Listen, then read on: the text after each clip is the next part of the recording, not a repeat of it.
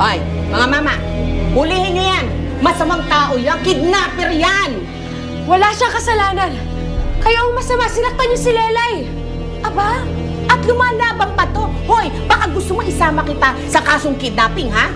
Ikaw, tinulungan mo siya, kaya ikaw ay isang accessory. Accessory po. Wala siyang kasalanan. Sinubukan niya akong pigilan pero ako nagpumilit. Kasalanan ko ang lahat. Oh, eh di inamin mo rin. Oh, narinig na. Oh, eh di kulong niya na. Ganyan. Kuya Teng! Kuya Teng! Kuya Teng! Ano yan, Beban? Pag dumating yung liga, sigurado maghaharap kayo din. Sa pagkakataong ito, kailangan makapag-usap na kami. Miyembro ng puwersa, handa na kayo para sumalakay.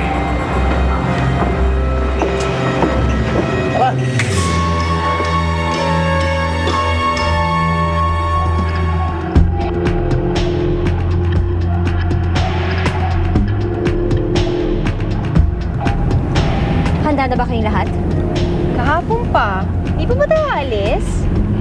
Teka, wala pa rin si Captain Barbell.